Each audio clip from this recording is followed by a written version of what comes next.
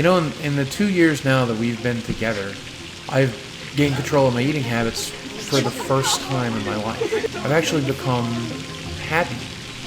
The kind of happy that when I wake up in the morning, I'm glad to face the day. Yay! Woo! This is Desi's life now. 911 is on the way. Oh! Oh! Oh my God.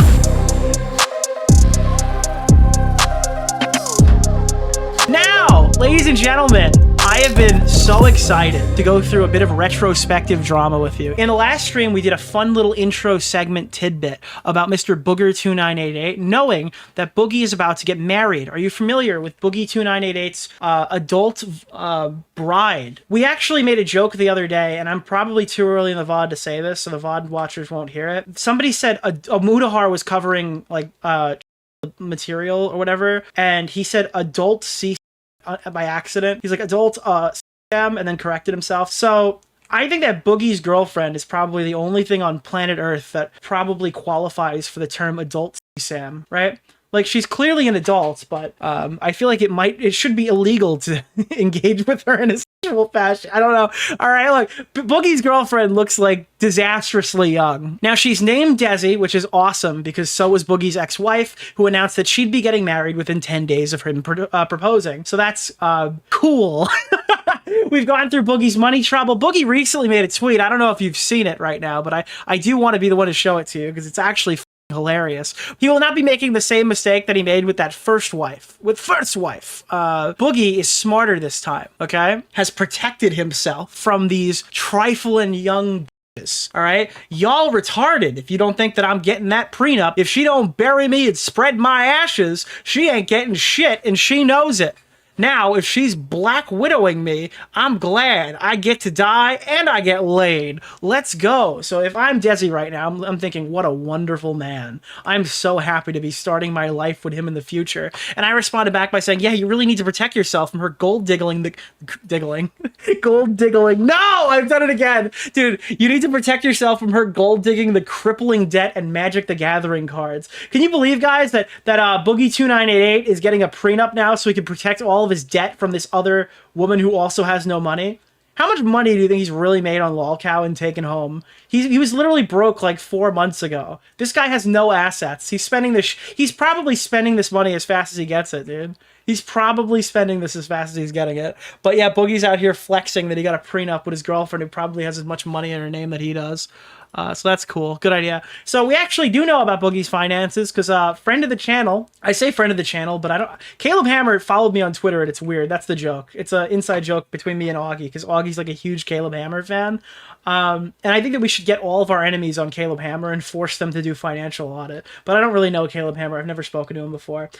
Caleb Hammer has done a video going through all of Boogie's finances, and I am so fucking excited to watch this. It has been sitting on my recommended for over a year, and I need to understand Boogie going on a talk show to talk about why he has no money. So we're gonna watch this. Obviously, it's pre-LolCow. What's up, ladies and gentlemen of YouTube? Boogie2988 coming at you live again through the power of the internet. I am an old school YouTuber that was like one of the first to the market, going back all the way to 2006 is when I started. Now, because when he did the financial audit, like job hunting thing in the other video, you could tell that he was hamming it up. I think he might be more honest here because he's sitting here for such a long while. I don't think that it's going to have the same scripted element effect as something that he did with like a documentary, right? Caleb Hammer is a weirdo that exaggerates his content who has harassed men that he wants to sleep with. Is Caleb Hammer's gay? You're homophobic, sir. I have no idea I have no fucking idea what you're talking about. My YouTube channel.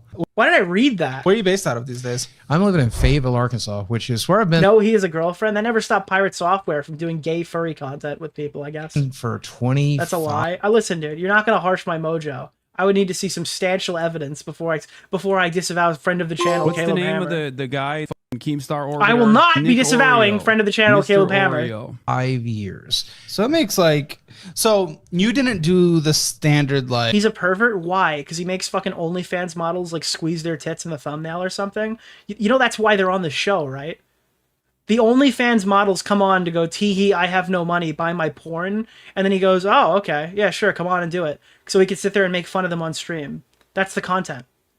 Like, the women know that he's doing this. That's why they go on the show, because they literally benefit financially from going on saying that they're poor. That's literally that's normal for this market of content. Like, oh, things are starting to work in YouTube. Let's move to LA. Or I know that was a huge thing a few years ago. I was really tempted to, but as I said back at the time, I was LA poor, Arkansas rich. What is LA? Dude, LA poor, Arkansas rich is still just like, you know, I'm too harsh on this guy. I'm being too harsh already. There are people who can live very decent lives in like the Carolinas, right? Who probably can't afford housing in like coastal cities. And it's probably not right to just shit on them for it. Arkansas is probably like a little bit cheaper than even that. But we're not talking about like Somalia rich. Now that's changed a lot because Northwest Arkansas has the University of Arkansas, go Razorbacks. We have the LA is expensive. No, yeah, absolutely. You're 100% right about that. home offices of Walmart. And Walmart did this really smart thing where they told every business, if you want to sell at Walmart, you have to open an office in Northwest Arkansas. So there's like 2,000 offices, small businesses built. We're the home of Tyson Foods. So if you're eating chicken. Wait, Mike Tyson, is Tyson Food owned by Mike Tyson? Does he get like a percentage of the revenue? Because I've always associated with Tyson with Mike Tyson. No, it has nothing to do with that. Okay. In America, you're probably spending that. LA poor can be 6 figures. Oh yeah, absolutely. If you're making $100K a year, it's probably not enough to buy a home in like in most parts of New York where people would actually want to be. Okay, I'm being told right now that the Mike Tyson lore has been completely debunked in my chat. That like I'm completely fucking stupid for even saying that. But yeah, obviously you probably need over $100,000 a year to live in, especially like Long Island, or to live in like if you don't go to college in New York, you're probably leaving the state. You probably are priced out. Sending that money back home to us. And we're the home of JB LA Hunt. poor is not 6 figures. Well, I mean, you're probably, if you're making $102,000 per year, it's not like every area of California, but like you're probably priced out of Los Angeles. I don't know. I don't know the fucking inner workings and makeups there, but you probably need more than that. Either that or you're struggling. You're like you're house rich with zero disposable income, and one bad month could send you into poverty. Probably. Like you'd be selling. The largest trucking You won't be living well. Yeah. companies. And You're because house poor, yeah. all of those companies are there, including the Razorback games and all of this other stuff. You have the Walmart children, the Children's of Sam Walton spending money on the area. It's become a really expensive area to live in, unfortunately. Your rent would still be 50% of your income at $100K. Yeah, and then you got a car loan, you're paying for electricity. I mean, yeah, you're not living your life there at that point. You probably, like, if you're making like $105K, you probably not deserve, but like, well, you deserve a better life. Yeah, you probably deserve a better life in like a slightly lower income area. Yeah. Well, that's the home of all that. But sadly, to be blunt, you're kind of the home of, I think, what every YouTuber fears, right? Yeah. The decline. Right. I think you went from, if I'm not mistaken, millionaire, correct? A technical millionaire. I was close.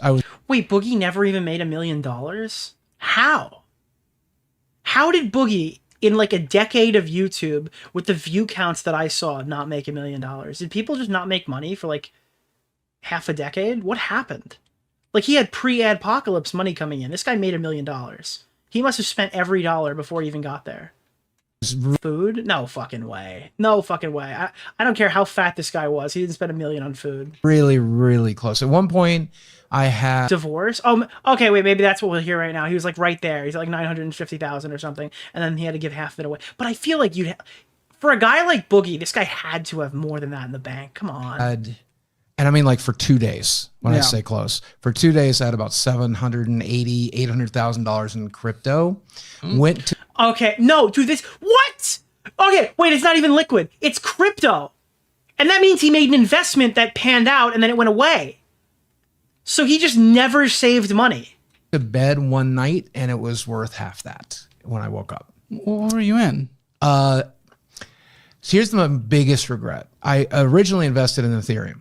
And this was based on a few friends. Then he bought Moon Token or something. Friends right? becoming Ethereum millionaires. And I had like an initial investment of about $200,000. I put it in and then it fell for the first time. Yeah. Like 200,000 went down to like 80. And I'm like, oh, you know what? I don't really need the money. He sold low. He sold at 80. You put 200,000 in. All your friends became millionaires, and you went panic sell. Right now, I'm making money. I can live off of How that. much are you making? 10 to 15,000, I think. Dude, if you already lost $120,000 and the money doesn't matter, like he's saying, why would you not just risk losing the rest? I know this is fucking nuclear to say, but you've already lost more than you could possibly pull out, and you're telling me the money doesn't matter, then why don't you just let it ride? Or why not invest in crypto? This is the whole thing. This is what investing in crypto is. You have to sit there and eat the loss because you could potentially make your money back. That's the gamble. A month? Yeah. And Ethereum is not one of the weird ones, right? Like Ethereum is like one of the main, maybe it wasn't at the time. I don't know. That's like one of the safest investments right now, I think. I don't know. Not financial advice. Bye. A month, right? Incredible. Yeah. Yeah, it was incredible. He's going to tell me he took the money out and put it in a shit coin, isn't he? He put it all in Doge. Incredible wealth, more than you could ever hope to spend, right? Yeah. And eventually that crypto went up to past my investment point. Got close. If I held onto my Ethereum right now, if I had never needed to dip into it and I had not gambled on stupid altcoins, There it is. probably have about 1.5 million in Ethereum right now. Even still, like, I don't even. Okay. What year was that? Yeah, What year and was Caleb that? Hammer's like, why are we fucking talking about crypto? You've been on YouTube and you're a fucking 4 million sub channel for like 7 years, bro. Can you please just tell me where all the money went? Oh my God, thank The you. initial investment happened in 2019. No, 2019. Yeah. Okay. How much did you put into Ethereum? 200,000. 200,000 in 2000. The initial investment was in 2018. Okay. And then the first market crash. 2018. Let's say you put it at the beginning. S&P 500 was worth 271. Now it's worth 458. It would have almost doubled. Almost doubled. To If I put in like 400,000. traditional stocks or It's traditional. just the S&P 500, just following the market in general. Yep. This was there What's not the a name single of the guy? Keemstar Orbiter, Nick Oreo. This is abysmal for Mr. two different Oreo. reasons. One, he could have just kept the money in. Hey Nick, I'm a little while back in the video during the legal mindset stuff. I'd like to say I really do appreciate that you don't fall into the "they do this, so why does it matter" mindset. I think it shows integrity. Thank you. Don't worry. Nobody's gonna agree with you. I am a Ethan Klein dick sucker through and through. It's not even worth engaging with the argument. person But I appreciate you saying that. surrounding you. Was there not a single person just in your YouTube circle, in the family circle, who's like, dude, I had the you're opposite. making money? I had the opposite. I had people telling me, you should invest in crypto. Everybody I knew. Yeah, dude, I'm sorry. Getting a financial advisor is stupid. I have McJuggernuggets telling me that I could be a fucking crypto millionaire. Was Everyone investing. you knew. All of my YouTuber friends. By the way, Keemstar has told me to get involved with so many different crypto things. I have never made money. Let me check right now. How much money I've made off of Keemstar. I'm in the hole at least like probably like $800. I'm not investing a lot of money into this stuff. So it's more of just like a let's see what happens type thing and get mauled. And some of them were like NFTs, so they're not even investments. Let's see. Oh. So I have spent $600 on XRP, and it is currently worth $648. Okay. I've never been. Every time I check it, I'm down. We're up. McJuggernuggets, kid behind the camera, all these people. Okay. They're like, look, I've made millions from crypto. Nobody was telling me that it was too late in the game. And by the way, some of that money that I invested is obviously fees for Coinbase, right? So like, I'm up a little bit more than just like $30. So that's cool. He was telling me that I bought Ethereum at $30, and now you're going to buy it at $280. I have Bitcoin. I got free Bitcoin when I opened up my Ethereum wallet. My whatever the fucking, I don't know. It wasn't even too late in the game. It's just like crypto's a To be fair to Keem, you either have to wait years or immediately dump it when it pumps. Yeah, probably. I don't know. I don't know. I just feel like normal investments are just better. Maybe not better in terms of getting fucking like rich, dude, but like, I don't know. I'm not trying to sit here and be a fucking degenerate crypto gambler in my spare time. gamble. Yeah, It's just straight up a gamble. It's like, Yeah, like exactly what Caleb Hammer is saying. It's just straight up a gamble. Just like invest in more like stable shit. Hire somebody to invest your money for you. I hardly consider it an investment versus That's not financial advice. just like traditional. Okay. So I mean, not to make any excuses, but keep in mind, I didn't come from money. I'm the son of a coal miner, Me either. right? And so no one in my life was ever trying to teach me what to do with money or how to do it with money. So somebody comes along and they're like, look, I took my initial million and I turned it into 20 million. Yeah. You should do that too. That's why I'm excited about this conversation. Yeah. Usually on the show, I just meet with random people who are either a part of the audience or they're off the street, and I just help them through the situations. You're an interesting case. Yo, thank you so much for hitting the goal, dude. Every time you give me money towards my goal, you remind me that I don't need to be a crypto fucking coal miner or whatever the fuck Boogie is, dude. He's here because you follow the case of the professional athlete, the actor, the YouTuber. Yep. Boom, lots of money comes. Yeah, every professional athlete, dude. Wow, look at this contract I just signed 3 years later, like fucking. Then we put it here, we put it there, I think the craziest example is like Evander Kane. Evander Kane lost, I think it was divorce money, but also while he was like in Vegas and all these other places, San Jose or whatever, he became like a degenerate gambler and he was like completely poor or something at one point. That was crazy. There's some weird hockey stories of people, like one of these guys was doing like illegal animals or something. That was like one like goalie for one of the teams had like illegal animals. And that's what he used his money to get. Spend it just goes crazy. Then we end up broke. It's a traditional story. And that's why I'm so excited to have this conversation is because you just followed that path. I mean, what would you say you're worth today in total? Since you guys are so awesome for supporting me, I partnered with a company called Kudos to give some money back to you. So stick to the end of this to see how you can participate. How does fucking Caleb all right, this is going to sound like a shill and it's not. I legitimately don't understand the mechanics of this. So Caleb Hammer has Hammer Elite, where if you subscribe for like $10 or something, I recommend watching. You get like an additional 3 days of shows. It sounds like a shill, but it's really not. Then he sends you a $10 gift card. Clearly, this membership is better than whatever the fuck I offer. How can Caleb Hammer afford to send every channel member a $10 gift card? What is Bunty King to you? A person? I don't even know how that makes sense. Nicholas DeOrio. Clearly, the money is made off of repeat memberships because I wouldn't get one every time. But like, I don't even know how I'd track that. Participate. Kudos is fantastic because he's doing it as a free trial for July. Sure, yeah, I get it. But like, I don't know. Double the cash back. It's an e-gift card. Are e-gift cards like cheaper in bulk? You receive on every online purchase. Oh, he's talking. Oh, he's not talking. This is a different ad. All right, we're moving past this. Appear and take care of the rest. All of this is completely free, and I personally use it. Again, free. So you're saying that he's buying these gift cards in bulk and he's got a deal and he's making less. Okay, I got it. Free money, why would I not? So far, they've helped 150,000 members earn over $100 million in rewards. Nick DeOrio is a crypto fascist. He does crypto. Nick, I never did. Rewards this year alone. And here's the fun part. Every single one of you who signs up through this video gets entered to win. Okay. Great. I'll have a nest egg of probably $300,000 that I can hopefully invest smartly this time and live off of the dividends. I would like to think I wouldn't screw up a second time. I wouldn't like buy. Dude, okay. Well, Boogie just has to continue like licking food off the floor for Keemstar, and he'll be like financially okay for a real long while. But if you watch the financial breakdown from the Mike Klum documentary, it's like really destitute. I crypto a second time. Crypto, but like what next? Like, would you say you've become educated on personal finance? Essentially, I at least know not to do that. And I think the other there's a lot more not to do. I think the other thing to do is hire a professional. Yes. Right. Yeah, get that financial advisor in your corner. Yeah. That is like the key. Okay. Well, okay. So I just want to start with the basic things for where we are today.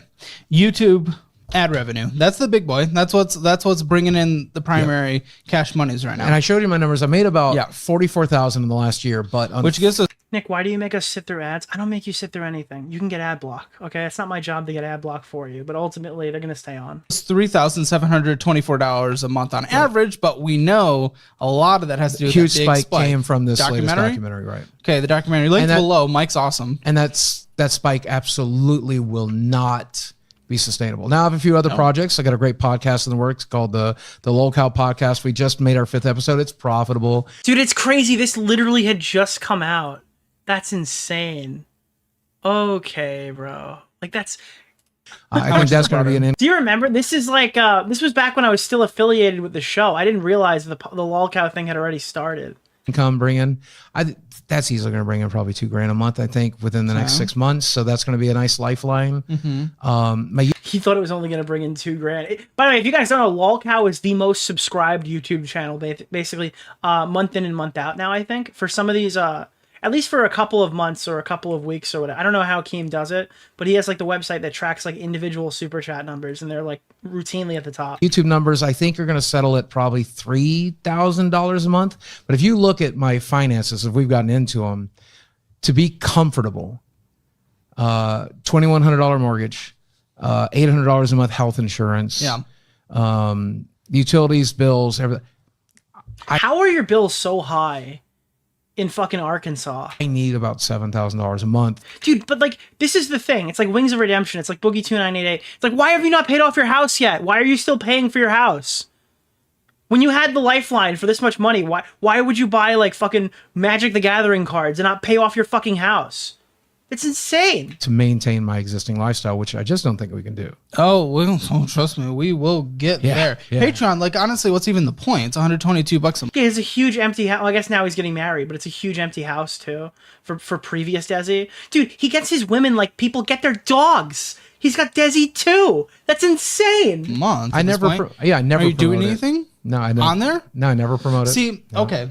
To diversify some of the income stream here, we launched a Patreon. We did a budgeting program, but we didn't just do them as cash grabs. We actually thought of them as potential future business avenues. And the way that we did them is we put way more value into them than what we were charging. Yeah, of course. Yeah.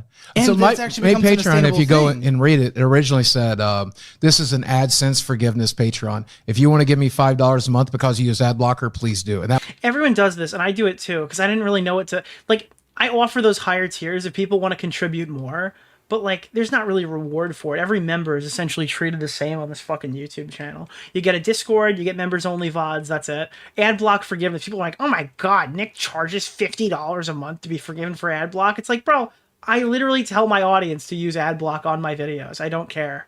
For the amount of people who actually care enough to get ad block, you're probably like 1% of the audience that really, like, I'm getting paid either way. You should probably just enjoy my content. was all. I never promoted it. I never pushed it. I never, for the But most you have part. dedicated fans. You do have dedicated fans. You've gone from almost 4 million subscribers down to, or almost 5 million subscribers down to gonna fall below 4 potentially. Yeah, it probably will. Probably within the. Did Boogie fall with under 4 million? Let me see this. Boogie2988. I can't even spell. Boogie2988. He is still over 4. No, he's not. Oh my God. Wait, he really lost a lot.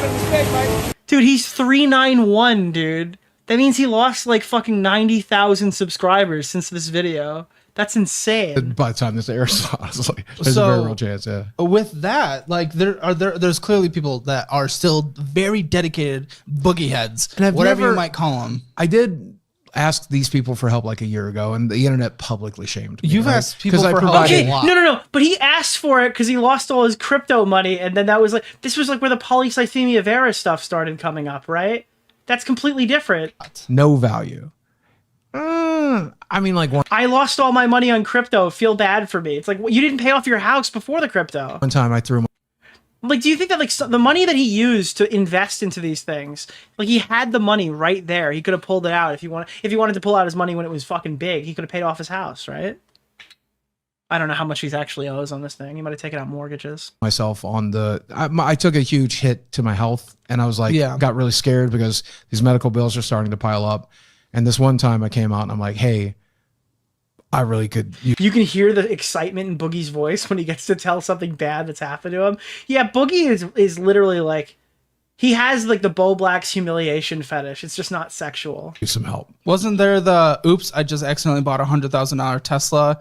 Please give me money. That was a bit. Like I never bought a Tesla. I never. Okay. Yeah. You didn't. Wait, it's a bit? No, I think he wanted the Tesla. I think he put the $250 down and then lost the $250 down payment. Am I wrong? No, I don't think it's entirely a bit. I think he was going to buy a Model S. You get a Tesla? No, of course not. Oh, interesting. Yeah, I'm driving a Toyota hybrid Corolla.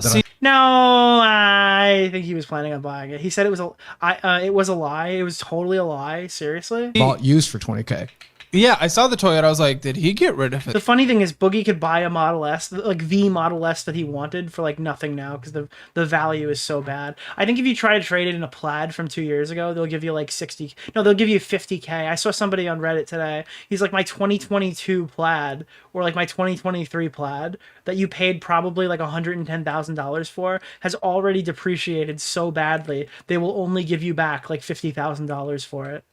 He put a deposit on the Tesla, had instant regret, and canceled it. Yeah, I think he put the deposit down. Is Tesla? Never had one. Homelander is up there. Jesus Christ. I'm going to throw his dog at him. Never had one. So that's his internet rumor. I mean, so I went with my friend McJuggernuggets to a Tesla dealership. He test drove, I test drove, right? He's like, I'm going to buy one. I hope you buy one. Let's look into getting you one. And I got this crazy idea in my head. Yeah. You know, it's showroom experience, right? I'm like, I'm going to get a Model X with the wing doors. Model X, dude. And I called my friend at the Celebrity Car Museum in Branson. Not even a Model S. He wants to be a... Dude, his ideal fucking car was looking like a fucking soccer mom. That's even funnier. I assumed it was like a Model S, so he could drive like a fucking pseudo-electric sports car looking thing. And it wasn't... It was a Model X. Check him out. Because wow, this has got those Lamborghini doors, doesn't it? And he I'm wanted to be a fucking souped-up soccer mom. like, how much to kit it out as a modern-day DeLorean? And it's like maybe 10, 15, maybe 20. Let's put the money into it. Wait, you want to put 20,000 into your Model X to make it look like a DeLorean? You know you're buying like a fucking, like a, I don't know if it's an SUV, but like, that's not a car. And I thought I'd have a cool show car, right? Yeah. We're coming off the back. You can't fit in the Model S? All right, fair. The cars are roomy. The Teslas are roomy. I haven't ever sat in a Model S, but I imagine the bigger one is probably more roomy than the Model 3. Of Ready Player One, the DeLorean was all the rage again. Back to the Future anniversaries just happened. I'm like, this seems like a smart investment while I was in the showroom. Wait, he views a car as an investment? An electric, like, readily available conveyor belt car as an investment? That is the dude, Caleb has to lock in right here. That's insane. Even when these things were, like, expensive, they weren't investments. You're not buying a Ferrari. Even if you are buying a Ferrari, you're losing money a lot of the time. Unless it's like a really sought after one that's so much money you probably can't even conceive of owning it. Everyone's car depreciates. Unless you have like a really old car, as far as I'm aware, or you're buying like a crazy expensive supercar that they've only made like 500 of. And I got home and I put a $2,500 investment deposit down, and I'm like crunching the numbers looking. Then it wasn't No. You're fucking completely wrong. Dude, to buy a Tesla, you put $250 down. Okay? This means he got past that. A $2,500 investment. If you put $2,500 down on this car, then you're past the deposit. Deposit down, and I'm like crunching the numbers looking. I'll spend $50,000. Most cars depreciate. Yeah, but like these, dude, a Tesla is going to depreciate. Now, obviously, it's easy for Nick DeOrio to say that now, all right, in 2025, but like, the car was depreciating back then. There was like one time during COVID where you could have made some money probably off of these, but like you can't expect that to be sustainable long term. Maybe that's when this is if we're being charitable, but I even think it was earlier. On a down payment. Yeah. I'll loan out the other 50. This is a stupid decision. It would have been aggressively stupid. I'm so glad you didn't do that. Yeah. So I am so glad you didn't do that. That was one of the scariest things. But that's another thing. Like they don't even offer good financing options. You're paying like, I think the best financing they offer is like 5% on a Model S. Because like they're constantly, if you're buying a Model 3 or a Model Y, they'll offer 99, right? Like not 99%, 0.99 or whatever, like under 1% interest loans. Like, sure, okay, that's fine. Go with that. If you have to have really good credit to get it, you won't get it if you don't have good credit. But if you have good credit, fine, whatever. Paying 5% on a $100,000 car, it seems kind of stupid. If you're buying a Model S, you should probably have enough money to buy a Model S. I don't know why. Why would you finance it for anywhere between like 5 and 9%? Just don't do it. I heard. But at that point, why not just play the character? At that point, just let the internet do what the internet's going to do, right? And his argument here is literally the internet was right about it, but I've recontextualized it to try to argue with Caleb Hammer. But that is exactly what I thought happened. He was trying to buy the Tesla. Then he's like, holy fuck, he had buyer's remorse. And he started talking about needing help to pay for the Tesla. And then people yelled at him and then he canceled it. Yeah. I didn't expect front page of Reddit. Oh, good idea. If you're buying a Tesla anytime soon, you can use the link in the description in any VOD that you watch to save a certain undisclosed amount. It changes every time. Every few months or whatever they change it. You save a little, I make a little. Thank you. That was wild. And to this day, I think it's still fascinating that people think I bought that car. I can't believe you thought I... Well, because you intended on buying the car. That's why. People criticize you, and then you moved off of it, realizing that you were fucking yourself financially when you couldn't afford it. Bought that car. I thought you bought that car. And the worst part about it is, and anybody out there, like, if you want to buy a luxury car, buy a luxury car. I don't. Can you buy a robot with that? Eventually you will. Yeah, eventually. You could buy you can use my code to buy solar panels, I think. Or like a power wall. It's just like it's a referral code. I am in the ecosystem, so you can then buy it. It's not like a sponsorship. It's like any Tesla owner gets this. I don't think it's a smart decision. But if you're going to buy a luxury car, don't buy a Tesla. What's wrong with Tesla? I'm considering getting a Tesla. They're so expensive for repairs. If someone dents that vehicle, they know it's a luxury car, so they make sure they upcharge you every chance. Or just buy a Model 3 or a Model Y. I'm sorry. You could buy a Model 3 right now used on the secondary market for like 20 grand. It's a great deal. The car is pretty fucking fast. It's pretty fucking fun to drive or whatever. It's pretty safe unless the car catches fire and you die a searing flaming death. You can get a Model 3 or a Model Y pretty cheap right now, especially Model 3s. Especially Model Ys pre-refresh since they just refreshed it. They get. If you want to go the fast... Fender benders can total a Tesla. Yes, obviously. That's why you drive with insurance. Like that's them. They do that. Just possible speed. But like the money, you're saving so much money depending on your charging situation. If you're supercharged, you're saving nothing. But you're saving so much money with like not having to do annual like oil changes and shit. Like there's like no maintenance on this car. I have to change the air filter every 2 years. And I have to do a tire rotation every like 10,000 miles or something. Obviously, tires are going to be more expensive because the car is heavier, but there's really no other associated costs. There's a fee to unlock that. It can do it. It's just a software governor. They charge you to let it have the ludicrous speed. Like it's one of the worst money sinks I think you can make. I've routinely cars made in fun. general. Every car is a stupid money sink. Not every car, but any car that Boogie could be purchasing for a daily driver probably is also a money sink. Yeah, obviously there are cars that are probably cheaper to repair, but I mean, unless it's like a beater that's getting you from A and B, or just safety measures or room for family, everything beyond that starts becoming a want. That's why. So luxury vehicles are. Hey, it's like, dude, a luxury car in and of itself sounds like a money sink. Like even if you think you can afford a luxury car, you probably can't afford the maintenance, the oil change cost.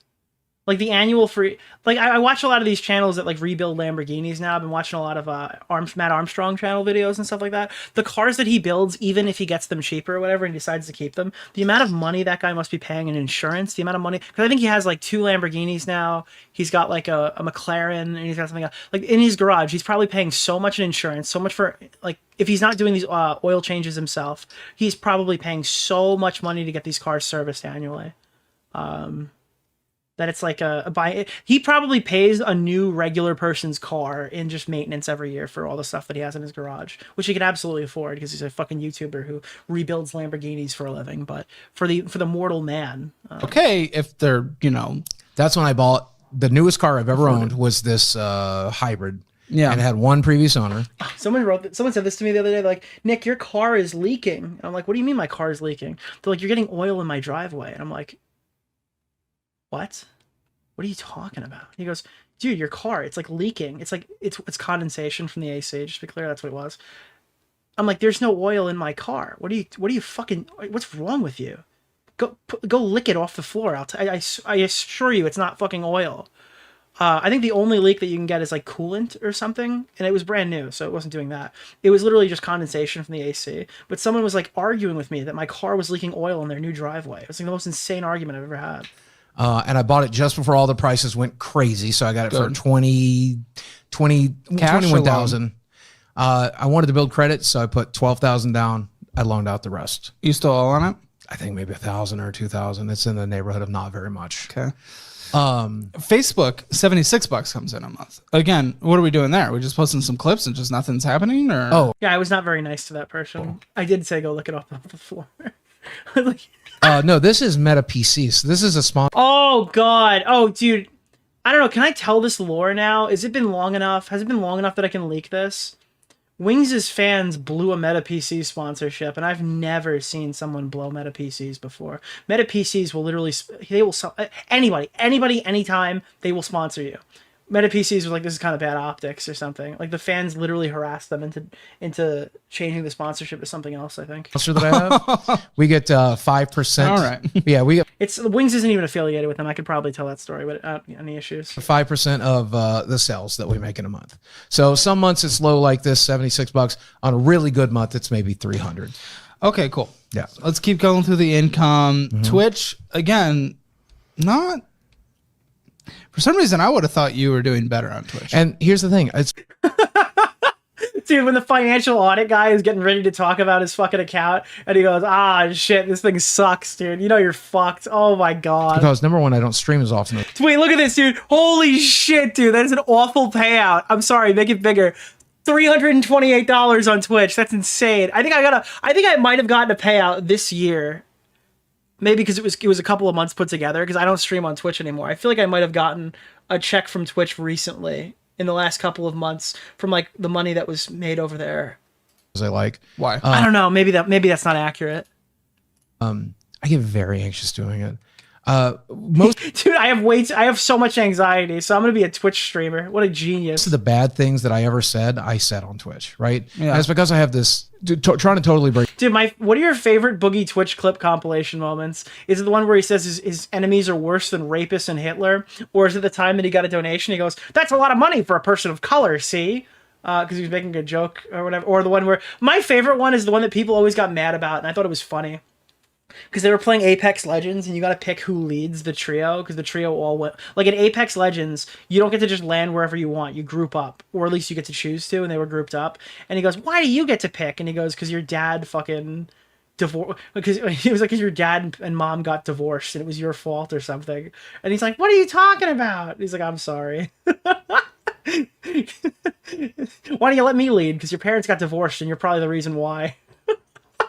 Just out of nowhere. Character with you here. I have this very Andy Kaufman-esque character. Also that, and I'm an idiot. You don't have an Andy Kaufman character, you piece of shit. You just had a fucking normal... You had like a... What is it called? You had like a protected image publicly that exploded and went into flames the minute people saw who you really were. And so I will either... Dude, Andy Kaufman is a fucking loser's guide to pretending that he's actually funny. I'm not a piece of shit douchebag. I'm actually like Andy Kaufman. That guy, he's probably turning in his grave. Is Andy Kaufman dead? He's probably turning in his grave every time some unfunny dipshit turns around and says that I'm doing an Andy Kaufman character. Push the edge because I grew up on Andy Kaufman, Sam Kinison, Richard Pryor, George Carlin, Andrew Dice Clay. I love shock humor. I listen to shock humor still to this day. But people didn't like it when you did it. No, they like it coming from a shock jock or a shock comedian, not the person that some people branded as the Mr. Rogers of YouTube. You can't do that. Bob Saget did it, but I'm no Bob Saget, right? So why we do it then? Stupidity. Well, oh, yeah, because, dude, eventually they'll like this character, not just Boogie being himself and realizing that everyone hates him. It's probably easier to say I'm an Andy Kaufman homunculi than just saying that everyone fucking hated me when I was myself online.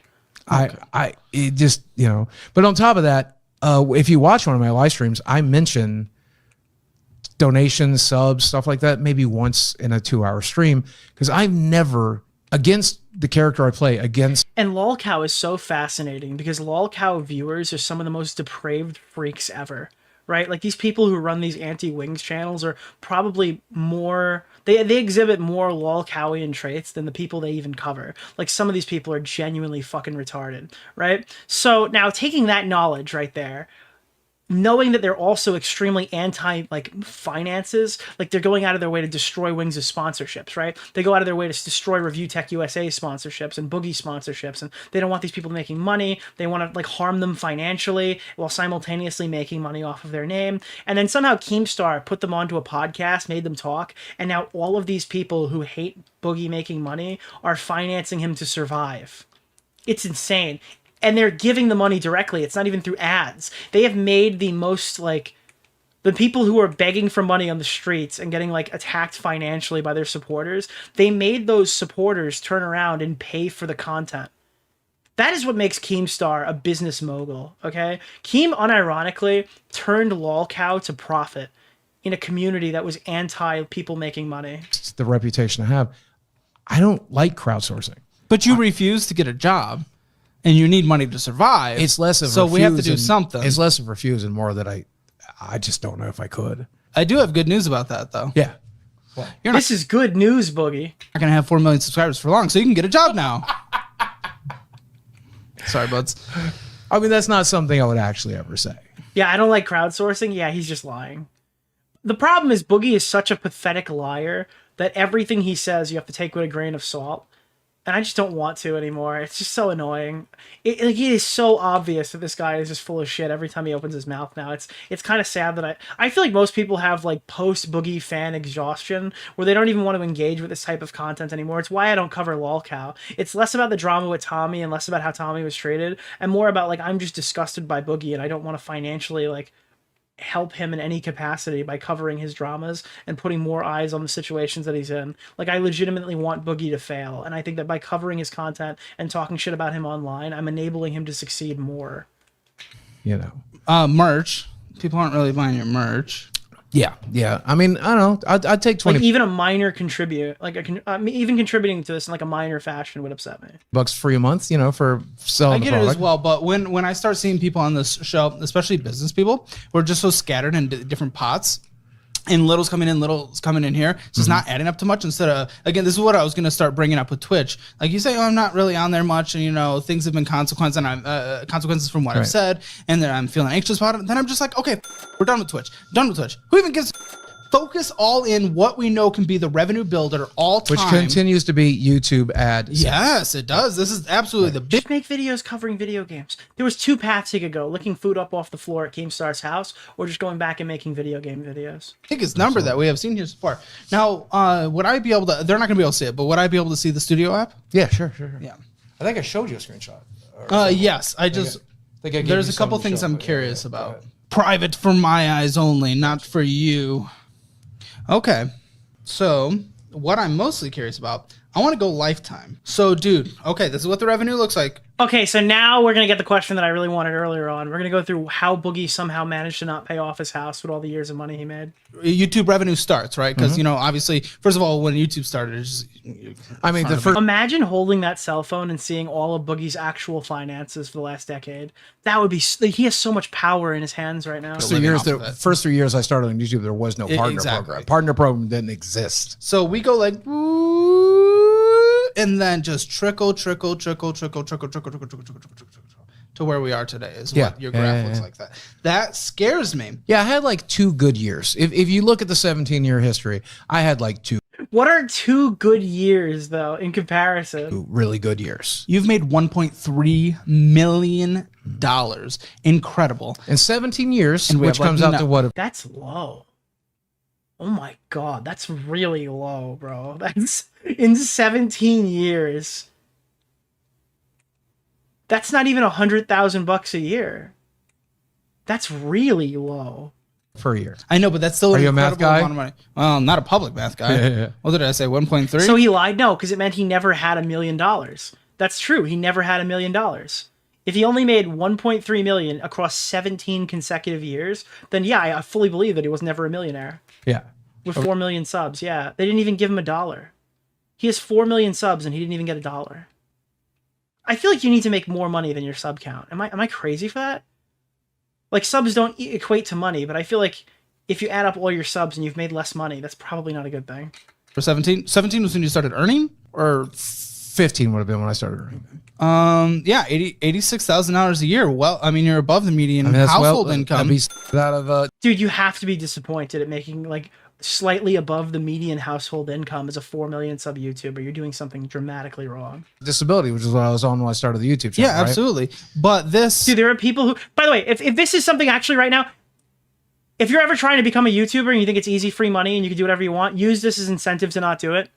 Hearing that this guy literally makes like that, ironically, some of you guys who aren't YouTubers probably make more money than this guy, and probably did make more money than this guy over the last 17 years. If some of you are that old, this is like an incentive for you to not assume that YouTube would be a fucking king-making process that would like elevate your life. The vast majority of people will never make 4 million subs on YouTube. I will never make 4 million subs on YouTube. if this is all you can show for 4 million on YouTube, if you're a complete fucking moron and you don't know what you're doing, then you're probably like, you probably should just have a regular job. This is actually like the best fucking advice I could possibly give you. Managing money correctly and not spending a lot of it on prostitution would equate. Now, is that pre or post tax too? That's another fucking factor. I mean, it's not a significant one, but if that's pre-tax, we've got a real problem on our hands. To us having at least a little bit of money now. Well, again, to address that important part of the doc, number one, those numbers are rounded up. Mike admitted that those numbers are rounded up and adjusted. Oh my God, what the fuck? Dude, this is like fucking items. It's like, these numbers are really bad. You know, it's even worse. They're fake. They're actually way worse than you think. Secondly, the majority of that money was spent traveling. And I went to the Game Awards. I went to Disney. It was still a huge waste of money. But I think if we're dropping character, and I think if we're being genuine here, I think it's... As someone who just dropped a ton of money at Disney, that's not how you make $1 million disappear. I don't know how you did this. I tried to get a travel channel off the ground and try to do what my friend Jacob the Carpetbagger and Adam the Woo do. And I thought people would watch me go to Disneyland, right? I'm a big fat weird guy trying to do this, do that. Turns out they did not want to watch me do that. So if you contributed of the, 80 whatever that you're making on a monthly basis, 20% on a monthly basis, which is like just very basic recommended, contributing to just the standards. Did you get a lightsaber? Bro, I built Power and Control V2. Pretty sick. Enjoyed it. Stock market 8% return, being a little more conservative there from beginning to end, up years, down years, all combined 8%. Sure. Over the course of the 15 years, 17,000 hours. If you want to see some of the stuff I did in Disney, I put it in the VOD about Bo Black's friends targeting me at VidCon. I say that as much more aggressive than it actually was, but I did put a little bit of the Disney trip. There's not really much I can show of the trip. I had the Meta Ray-Bans on, so I did film a lot of it. I got like POV shots of some of the rides and stuff, but yeah, that was the other half of the that was the non-business part of the trip. A year would equate to almost $500,000 now. Now, obviously, we continue and just let that continue to compound and hopefully throwing more things in there. We could have got. Yeah, they did dance at me aggressively. Well, that was only one of them. One of them danced aggressively at me. And you to a point where mid-60s retirement. What scares me now? What scares me now, I'm not going to talk about the... Boogie's never going to retire. That's what I got off of this so far, is Boogie's literally never going to retire. Age saying, like, whatever, this is financial. Oh, man, I'm not making it to mid-60s. Let's just be honest. Oh, well, that's what I want. Dude, wait, Boogie's literally like, I'm going to die before that. That's crazy. Himself to the entire internet. The EFAP podcast about you is how I discovered you, and you were a great guest. Thank you. Yeah, I think that we'll probably at some point do more Boogie. I just don't know when, but I think Mauler is down to do more Boogie. I'm talking about. Yeah. I'm not. I literally only did Boogie on EFAP. Basically, I stopped doing Boogie here. I'm talking about the. I know Dude, Boogie. A lot of my people retirement plan is dying. That's so good. Why does he want to die so badly? Well, he probably doesn't want to die now that he's got his fucking 20-year-old wife, dude. That 20-year-old Desi too. Just like name it. What a dog naming convention. Okay, this is financial audit, not dating audit. So. She's going to live longer than you. Sure. You guys might get married. Oh my God, now we're talking about Desi! Let's go, bro! We might get married. We know they are now. Maybe. Sure. Probably. What do we do when you're no longer here and you've left nothing to a widow? Well, my process has always been, when I met her, without getting into her personal history too much, because it's not necessarily the place for it, but when I met her, she was struggling with severe social anxiety. Yeah, I heard that she literally had to be high to interact with people in social settings when they were like conducting interviews. She was struggling with just getting her life together.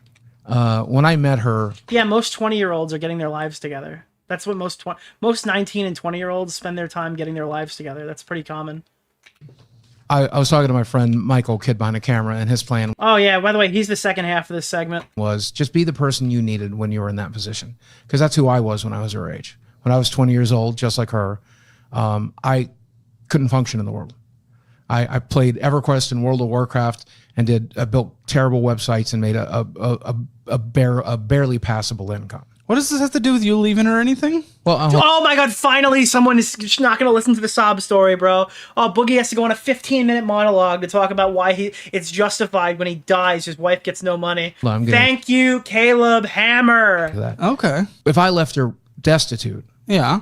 My plan is to still leave her Nicholas, better off the than goat. she was. Thank you for the $5. Even if I leave her my guy. destitute, she will still have more than the nothing she had before this. Even if it's like simply $1 that I could leave her.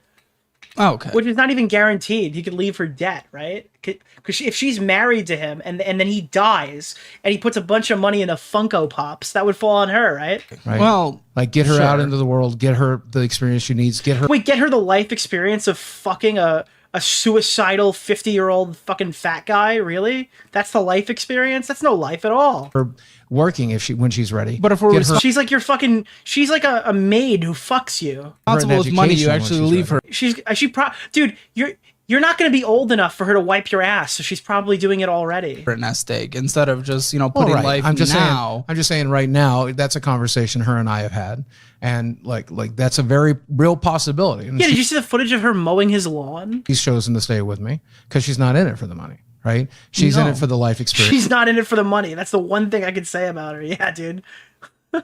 Either that or maybe she thinks you've lied and there actually is like a huge bounty. She's in it for the love. She's in it for the companionship. She's in it to become a better and stronger person. But as a and I'm helping her do partnership, that. caring about the other partner, you want to, instead of putting now. Dude, and by the way, is it not extremely creepy and disgusting to kind of argue that like I'm giving her life experience, like a father and a daughter? Like, dude, you have a father-daughter relationship and you fuck your girlfriend. Now with instant gratification, we want to leave. Well, that's something. why I'm here. Yeah. Right? That's why I'm sitting down with you today. No, absolutely. Because I'm hoping you can help. I don't know what the worst part of that, kind of going the father-daughter route to describe it, or the reality that you don't have any life experience. You're like, it's like a father-daughter experience, but like the father left.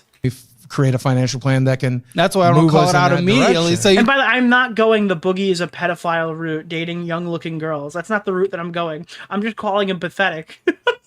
That's the angle here, is that Boogie has literally nothing to offer this girl. don't do that. Yeah. Okay, so you have a mortgage. We have a This is your biggest equity position. What do we think the house is worth today? Zillow tells me 480. One of the houses in the neighborhood just sold for a little over $5 million. It's the same size. Or sorry, half My house says it's worth 480, but a house sold over 5 million. a million. 500,000. Dude, if I just fix this thing up a little bit, I will gain $4 million off my house. This is crazy. And it's the same size as mine. It's literally across the street and it just sold. So I think But there's if you die in the house, does that lower the value? a very real chance that I need to put maybe 20,000 of work into it. We need new carpets. We need paint. Stuff But like he won't sell the house because it's the only thing that leaves him joy in life. that. There's hole in the ceiling and some. Dude, I thank fucking God every single day. I'm not even religious. I thank God every day that Boogie and his wife didn't have a kid. Could you imagine if there was a complicated kid that was in the middle of these two?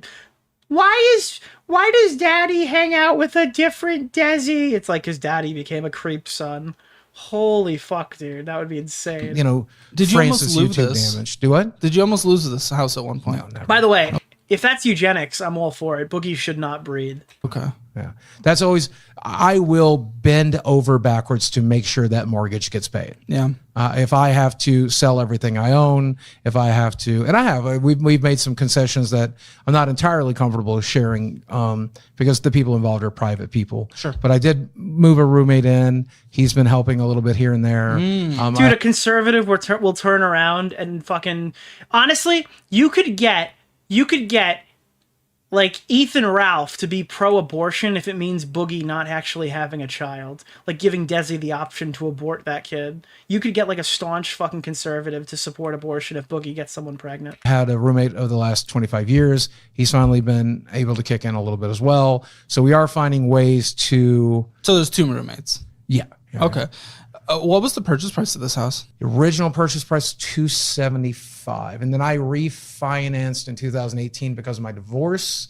So the loan in 2018 became $200. Boogie made $1.3 million on YouTube without adjusting for inflation or something, and his house was only $275,000. And he is still paying for it now, after 17 years. Why? Why is Boogie still paying for his house after 17 years? Because I put more money down because I had money to put down. So I got it down to 207. I mean, we're at 4.3%. What are we going to refinance? You're going to get like hit to 8% if you refinance. The plan would be to try to bring the initial monthly payment down. But I really don't want to have to ever do that because we're 5 years into a 15 years. So we paid so much principal off. Wow, you did 15-year.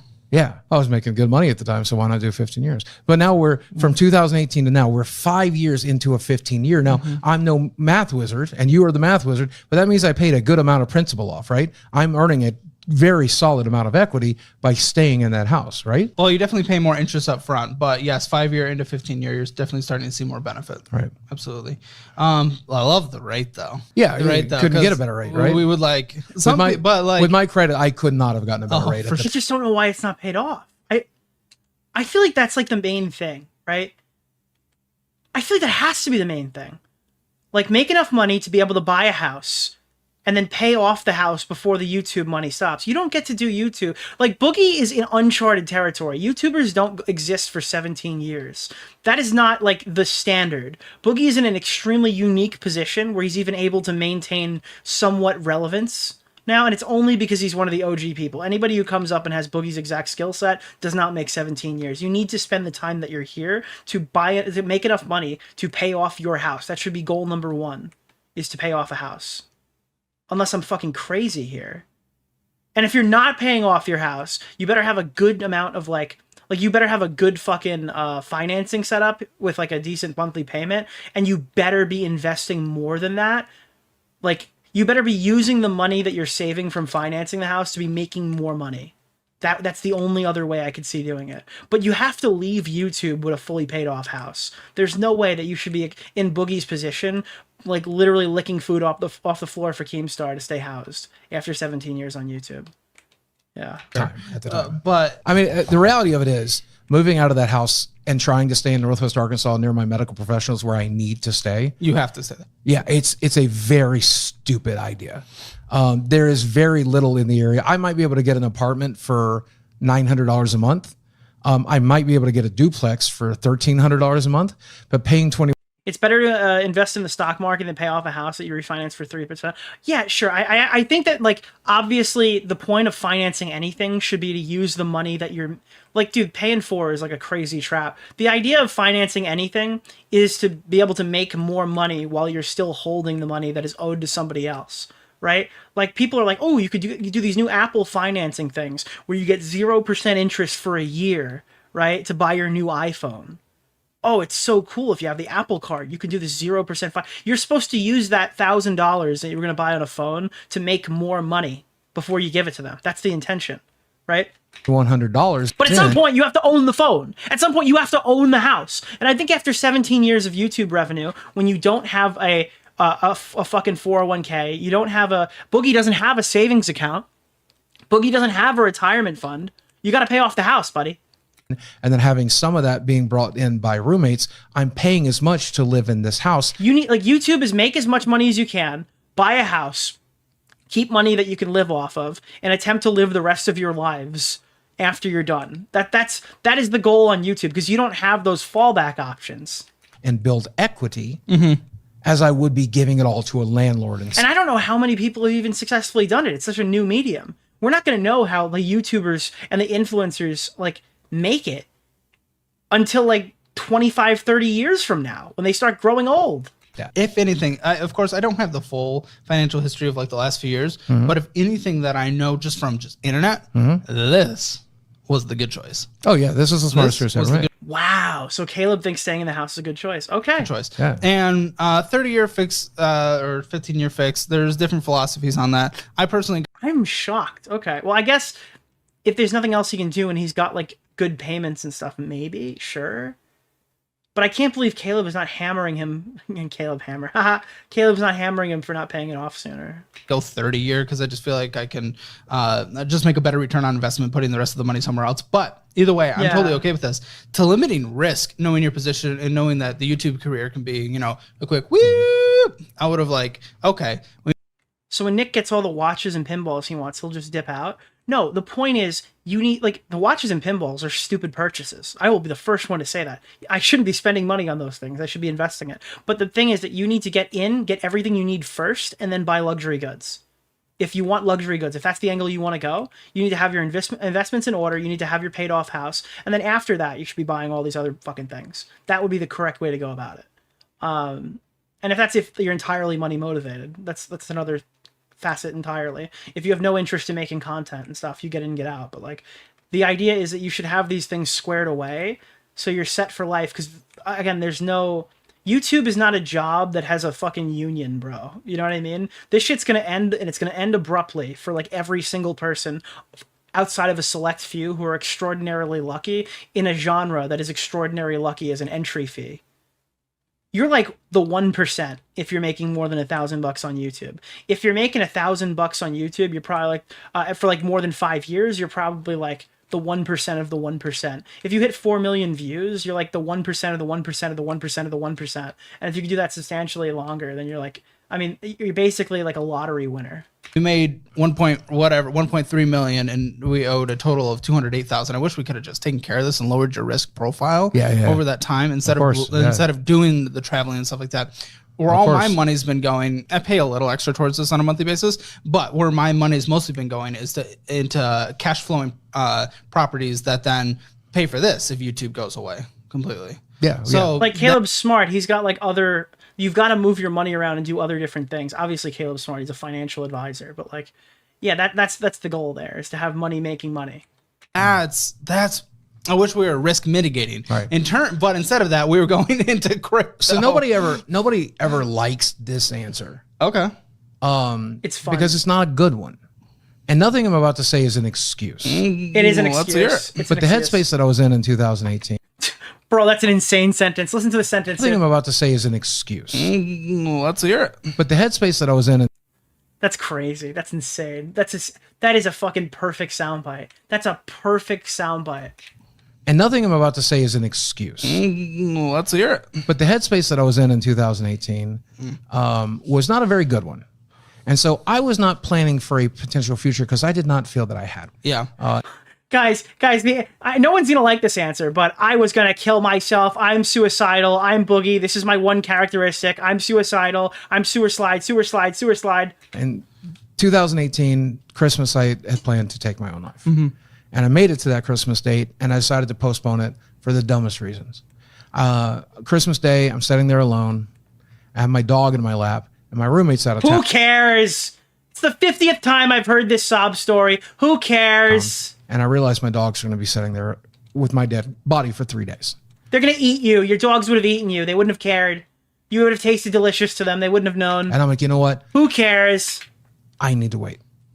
And I rescheduled to July 24th, 2019, which was my birthday. Mm-hmm. And I thought in that process I would travel a lot so that my roommate and my dog, who had never really bonded, would begin to bond. So if you look at my travel plans, in January, I spent a couple of weekends away. And in February, it became 3-day weekends. And then in March, it became 4 days weekends. And by July, I spent 2 weeks in California saying goodbye to my friends with the plans. You went in there, you're like, bye guys. I'm going to go fucking blammo mode. To end myself. I'm very glad you didn't, by the way. Well, I ended up doing some, which I do not recommend, right? We don't casually. Who cares? I did it under the. Who cares? I did that with a. Who cares? Guidance of a shaman. Yes! I am a fucking honest maniac! That's right, motherfucker! Oh my god, dude. I don't. Oh god. Please give me the sob story again. 19. And I realized that I had to stay on the path that I was on. I realized that this was what for better or for worse, no matter how hard this was going to be, I had to stay here and do it. Now here I am 4 years later doing it. And it's not been great. It's not been. And I went home and COVID happened. And I can't stress enough, after the filming of this, Boogie has gone on like the most financial lucrative spree of his life. Like he probably, unironically, hasn't. Actually, I don't know the splits, but LolCow makes a lot of money. LolCow podcast has to be split amongst 4 people, but it makes a lot of money. If he's not trying to pay off the house right now, I would be out of my mind. For the future of this he struck gold conversation and what we're trying to do here, are you willing to, and I think it might be for like the true first time from just conversations I've watched preparing for this, and then obviously this conversation so far, are we willing to just let go of the past. The past does not define us. We are human. Boogie, will you please stop fucking going suicide mode and just make some money and pay off your debt like an adult? I know, at some point you have to grow up, buddy. At some point we have to grow up here. We can't be 50 years old and playing the fucking 19-year-old teen girl moonchild position. We can probably just figure this thing out by now, right? Beings that are on this life, they have a life temporary on this planet, that we are growing. And I get it, you like 21 Pilots, but can we please just like... Let's look for the future. Well, we are now. talking about the past. Like, we're talking about the financial decisions I was making in 2019. No, I know, but when it comes to right, what so like we obviously upload- Average Hassan Piker viewer, by the way. But if you're asking if I have personally moved on, yeah. Well, are we willing to in this conversation? Like, are we willing Sure, to just... unless you ask me why I was making these financial decisions in 2019, I'm going to tell you. I'm going to tell you. That's fair enough. Right. No, that's fair enough. Yeah. But when it comes to I uploaded this many YouTube videos then and stuff like that, like, okay, let's like, what can we do in the future? Just make this awesome. Right. So that we can make sure you're financially secure. Bro, it's crazy because like Hassan probably makes one Boogie house every single month. That's the funny part. Like Hassan is like the lead socialist entertainer, probably could pay off one Boogie house per month. But I effectively, I had a nerve. Because, you know, like we've gone, like our numbers have been in flamencos. Like how many flamencos were we watching? How many pinball machines has this earned? Like that's been like a joking metric. Hassan metrics are one Boogie house per month. Nervous breakdown at the end of 2019. And I don't even think you could put this in your video, but I said something extremely inflammatory. I said that the people who had spent the last year harassing me, getting my sponsors to stop supporting me, attacking my fans, and attacking me personally. I said that they were worse than... Dude, they were worse than rapists and Nazis. I love this clip, dude. Which is not a thing you can say. Right? It's also not true. It's hyper. Was it rapist or racist? I think maybe you're racist. Verbally, I didn't mean it, but I said this on live stream. Right? You can't take that back once the cat's out of the bag. You in live streams. Yeah, right. If I was Keemstar and I'm doing the most ethically correct thing to Boogie, I'm splitting Boogie with as little money as he needs, but as much as he would like, as little money as I could give him, but as much would make him happy. And that's all I give Boogie. I give him enough to stay, enough to live, but enough to need more and to not leave the podcast. And that's maniacal and manipulative and awful, but I mean, Boogie's a maniacal, manipulative, awful person, so I'm thinking of unethical pro-life tips. You give Boogie enough to stay, but enough to stay happy. Which used to be extremely lucrative. I used to make $5,000 a month, $10,000 a month from live streaming when I was really good at it and really pushing it. I would live stream for 3 hours a night, 5 nights a week, 6 nights a week, and would bring home $5,000-$10,000. And just to be clear, I'm aware that is evil. Just 100%, I'm aware that is an evil thing to say. Sometimes. I was talking to a very successful streamer a few weeks ago about you, and he thinks you can make like $20K a month on Kick. Oh my god! Oh, on Kick. Okay, it's not Keemstar because Keem would. Okay, yeah, it might have been. It's not Keem. Keep my foot out of my mouth, and that's something I have so much trouble doing. Even there, I mean, like people.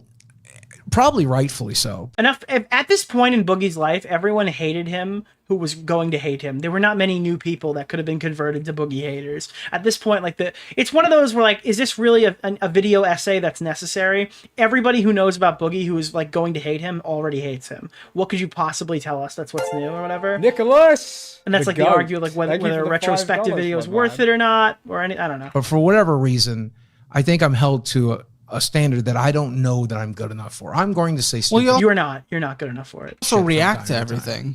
You feed them. You feed them. It's the I haven't opened TikTok in like 2 months. So it's like a lot of the things that you want to talk about have really changed since March in this last year. What happened in March? Again, I went into some really intense therapy. And dude, okay, just be clear. I saw people complain that I said that like I gave free work to Keem. I will double down on that. Okay, I believed in the Lolcow podcast, and it wasn't happening. Nobody cared about it. Nobody was super hardcore in trying to get it started. All right, me, Mudahar, and Tom gave a free show and said that we would do a free show once per month for them, and Keem wanted us to do it once per week, and we told him no. We were going to do a free show with $0 gained because we thought that Boogie and Wings weren't going to be able to do their own show. But like we knew it would be good content. Do you remember when I went on Tommy C's stream and threatened to leak the pilot episode if these guys didn't go and record and figure their shit out, and then a week later the podcast came out? Because these guys, you couldn't take Boogie and Wings and get them to work. They were money-making machines, but you just couldn't get them to do their fucking job. And then contrary to my belief, because I thought we would need the farmers and stuff to fucking do free work for Keemstar, we didn't need them. They weren't necessary at all. That's why we never did another episode there. Because Boogie and Wings showed up, did their work, the podcast was extremely successful. But ultimately, if people weren't demanding that this podcast come out, if we weren't threatening to leak this, Keemstar put this on some random guy. Keem is like the mastermind of this podcast who put the whole thing together, but then he gave it to some fucking guy who like, he wanted to find the lawyer from the H3H3 lawsuit. I forgot his name. And he found some guy on Twitter who had a similar name and thought it was the same dude. And that guy like owns the name LolCow Podcast. That's why it's called LolCow Live now. He like got like the trademark or something. This was a whole story. Who was this guy? The YouTube lawyer or the lawyer guy or something? It was the guy that Ethan hired to do the FUPA Fund lawsuit. Keem literally hired some random guy on Twitter to run it. This was not a serious podcast. So yeah, we had to go in there and do some free work or whatever, and then it got done. The game attorney. Yeah, he was looking for the video game attorney, and he hired some guy named Games Attorney because he's dyslexic and thought it was the same dude. And that's why the pilot episode didn't come out. Combined it with and the mentorship of a shaman. Okay. And those three things. Like, I don't know if you people know this. I was offered to be the third host. Keem wanted me, Boogie, and Wings to run the show. I said, no, I'll do it for free as like a guest host. And then I said that Tommy should take it. If you look at the statistics, modern science is showing, and I can recommend a documentary for anybody who's interested, How to Change Your Mind. It's available on Netflix. Have the capacity to cure. Dude missed a crazy paycheck. I mean, I probably make more per month than Boogie or Wings did still. So I don't, this thing ended up working out. I think I made out like a bandit, but, and then you don't have to lick up fucking shit off the floor for Keemstar. So I would take this over that. Post-traumatic stress disorder, which was my biggest issue, right? It's one of the reasons I was stuck in these negative thought patterns.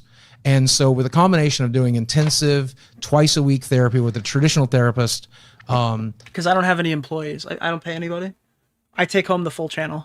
While combining that with seeing a shaman and taking the money puts your brain into like Keem's hard as hell to work with. I mean, I literally, dude, I go over this every time we talk about Keemstar, but Keem wanted me to be the Drama Alert documentary guy and post every month on Drama Alert. He offered me a 6-figure salary to work at least 100,000. It would be like 100,000 plus bonuses to work with a 3-year contract, so $300,000 guaranteed. And I picked a regular job because it's just like, yeah, at 1 minute you're like friendly with Keem and things are going well, but Keem's also a very demanding boss, and he's like an old school boss, and he expects things to be done at times that aren't convenient for other people, and you're on the clock 24 hours. And if you're recording right now, you better show the fuck up, and you don't really have control over your own life. And I mean, this is what makes the show successful. It's like Keemstar is the equivalent of video game crunch when a new release is about to come out, and I would never work for him. I like him though as a friend. That's the best part with Keemstar. I like Keem. I like being friends with Keem. I don't want to work for Keem, and I don't want to complicate that. I've made that mistake 100,000 times or whatever. I'm never doing that again. I'm going to stay as friends with Keem. Neuroplasticity. And so, as long as there's nothing financial tying me to Keem and Keem to me, I think it like is better for both of us. You can learn finally, right? And then you do that with the therapy, and you can learn from the actual therapist. And this last year, I've made such tremendous strides. It's right. So whatever works for you, man. I would old Boogie a year ago. Yeah. The ego. The Drama Alert videos you made are hidden gems. One of them's on my main channel. The other one was supposed to come out when I made another video. I was going to post that too. But Keem actually, that was nice of him. He gave me back my VODs. I made 2 documentaries for Keem as a test run to see if I'd liked it. One of which I was paid for.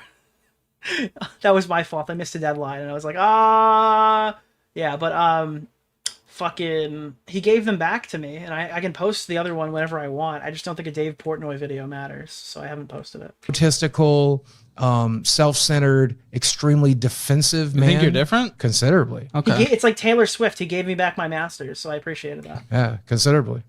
Okay. Here's how I know I'm different. I wouldn't have been here. If you'd invited me to do this in December of last year, I would have laughed at you. Why? Because this is humiliating. This is difficult. No, dude, I don't believe that. Boogie wants to get humiliated. I'm sorry. No, fuck off. If you asked me in December, I would have been too humiliated to show up. You would have popped a rager and called him immediately. This is hard. I have to swallow I hope a it's not tremendous humiliating. amount of. Sure, it's how humiliating is it to look at every mistake you've ever made? But you benefit like the OnlyFans girls. Yeah, 100%. You probably could make money off of this if you play your cards right. Now, you can't squeeze your tits in the thumbnail so more people watch it, but something tells me Boogie2988 Financial Audit doesn't need it. Print it out and be Well, called out on your Want it to for be thousands of people to see. hundreds of thousands. Hundreds of thousands, right? Please. You know? I hope. Where I try to. Wait, when Boogie said he did therapy, Caleb said, you think you've changed? I missed that. Did he say that? It's difficult. This is hard. Number of here's how I know I'm different. Thousands of people to see. Hundreds of thousands. Hundreds of thousands, right? Please. You know? I hope. Where I try to structure it, the Actually, I will pull this up right now. Did you see that we actually outsourced the guy Lord Vega, who's on my podcast? I got to pick the artist that made it, that did the Drama Alert documentary.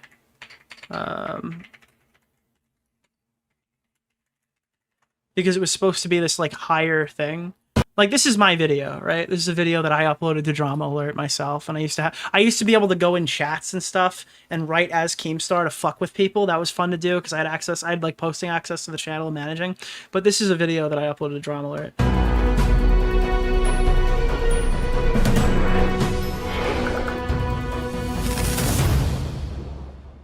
Okay. Like, you'll never see that again. You'll literally never see that intro again. I think it's pretty fire. I think it's like a cool custom Drama Alert intro. most episodes is hopefully we end towards a positive note. That is, I hope so. That is where I want to go. Like the future. Still, and but ending. again, well, that I was knew when walking Keemstar down wanted here to that quit. this- You understand that this is what Keemstar wanted. Keemstar wanted to be TikTok, okay, and keep his YouTube channel going to maintain revenue. So he wanted Willie Mac Show to be Keemstar, and he wanted me to be a drama video essay guy, and he wanted Drama Alert to be me and Willie Mac Show. Willie Mac Show was offered the same contract that I was offered because he was the guest host of Drama Alert. So he wanted me and Willie to take over his legacy, I guess, on that platform. That was the goal. And we weren't like it didn't make sense to do that. And then later he offered a similar deal to Salvo Pancakes, but like less than half of the money or something, which is very funny. But yeah, but the trade-off was that I had to quit my YouTube channel and I couldn't make video essays anymore. And he wanted me to start a streaming career, which I guess was good advice, even though it wasn't advice. So it's a hard pill to swallow. It's very brave, right? But I'm telling you, never would have even considered doing this.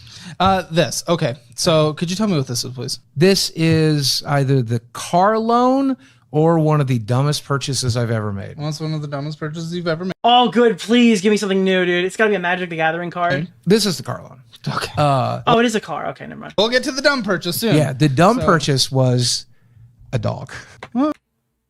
What? How much money was his dog? I have 2 dogs. They're great. I spent way too much on a dog. How much? He's a purebred miniature poodle, Sure. which generally will cost you about $3,000 to $3,500. Okay. You spent $10,000 on a dog, didn't you? You did not spend $10,000 on a dog. I bought him in a pet store, so I paid $5,000. Okay. That's still insane. That's still awful. That's a horrible fucking... But, like, at least it's not 10. Okay. How much money did you have at the They give those away? Yeah, it's a fucking poodle, dude. You can find one of those off the side of the street. time? Oh, about $108,000 in the bank. You spent $8K on 2 dogs? What's wrong with you people? Oh, Yeah. that's okay. But again, I was in the mind that I needed to... Look, I'm going to be a fucking nuclear Andy here, okay? I understand saving dogs is not everyone's thing.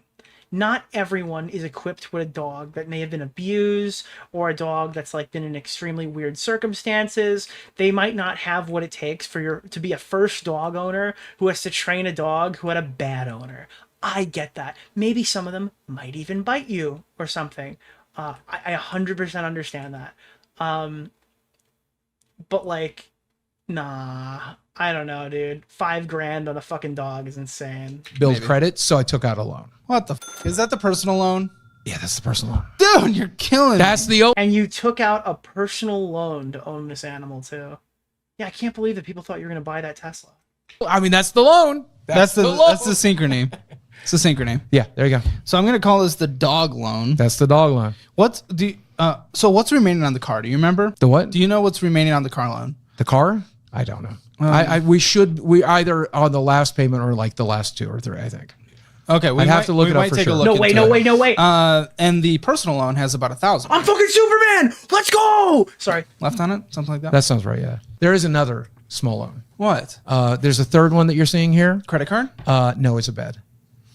Wait. Did he say it's a bet or it's bad? It's a what? I had to get an adjustable bed for my back Wait, he took out a loan for a bed? and leg issues, and my doctor insisted that I looked into getting one. So I took out pay like $500, $600 down, and then took out like a $2,500 loan. Yeah. When'd you get it? July. Interest rate? 6%. I think it's correct. What's the monthly payment? I think it's the 112 you're looking at. Oh, so that was the that's Secret. the 112. Yeah, Secret is usually a store finance. Yeah. Okay. Credit card I want to take a look at in a second. Could you pull up your credit card app for me, please? Yeah.